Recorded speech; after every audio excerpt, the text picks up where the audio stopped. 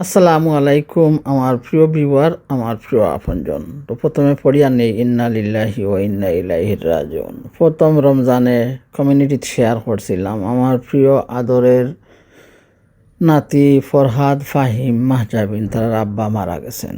তো ওখানে খবর কুড়াত কি লাগে দেখছেন, কুদাল লাগে আরও কি লাগে, উড়া লাগে, এইসব লাগে, মাটি দিতে হইলে বাঁশ লাগে, কাফনের কাপড় লাগে।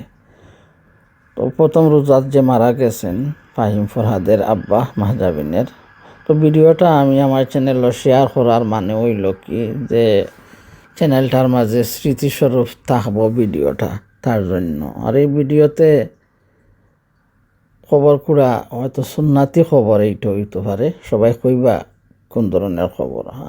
আমিন আর সবাই দোয়া করবা আল্লাহ যেন উচ্চ মুকাম বেহেস্তের দান করেন ফরহাদ ফাহিম মাহজাবিনের আব্বার।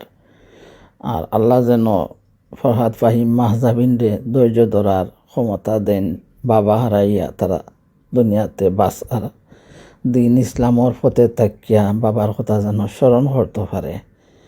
আমার কথার মাঝে কোনো ভুল ত্রুটি হইলে ক্ষমা চাই ভাই বোন সকল। খবর কুড়ার পরে তো লাশটা কি করা হয়, গোসল করা নিয়ে হয়, দাফন করা হয়, তারপরে গিয়া খবরে রাখা হয়। তারপরে কি হয়, খবরে মাটি দিয়া রাখছিলা, তারপরে পরের দিন গিয়া বেড়া দেওয়া হয়েছে। তো এই ছোট্ট ভিডিওর মাঝে দেখতে পারেন আর সবাই দোয়া করতে পারেন। আর ভিডিওটা থাকবো হয়তো স্মৃতিস্বরূপ হইয়া, কোনো একদিন হয়তো ফরহাদ ফাহিম মাহজাবিন তারার বাচ্চা কাচ্চা যদি দেখতে চায় আমার চ্যানেলের মাঝে, যদি আমার চ্যানেল থাকে অবশ্যই তারা দেখতে পারবো যে খবরটা স্মৃতিস্বরূপ। মানুষ মৃত্যুর সংবাদ শুনলে আমরা কি করি, মারা গেছেন শুনলে ইন্না লিল্লাহি ওয়া ইন্না ইলাইহি রাজিউন পড়ি। এই যে খবর করবা মাটি দেওয়া, আমরা কি হই, খবরে মাটি দেওয়ার সময় কিতা দোয়া পড়েন, আমরা তো সাথে নাই, তবু আমরা যা দেখতাম পারছি মিনহা খালাকনাকুম ও ফিহা নুইদুকুম ও মিনহা নুখরিজুকুম তারাতান উখরা।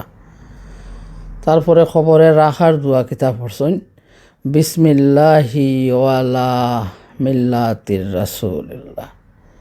তারপরে খবর জিয়ারত তো সূরা ফাতিহা পড়ছেন 3 বার, সূরা নাস পড়ছেন, সূরা ফালাক পড়ছেন 3 বার, সূরা ইখলাস পড়ছেন 7 বার, আয়াতুল কুরসি পড়ছেন 3 বার, দুরূদ শরীফ পড়ছেন 11 বার, আস্তাগফিরুল্লাহ 11 বার। তারপরে তো তারা মুনাজাত করিয়া মাটি দেওয়া হয়েছে। তো আমরা সবাই পড়তাম পারি, আমরা তামাম জিন্দেগির গুনাহ খাতা আল্লাহ মাফ করিয়া দিতা আস্তাগফিরুল্লাহ। আর খবর দেখার সাথে সাথে যারা যারা দেখছেন খবরের পাশে দিয়ে হাইটটা গেলেও অনেকে দোয়া করেন, তো খবর দেখার সাথেও দোয়া করতে পারেন।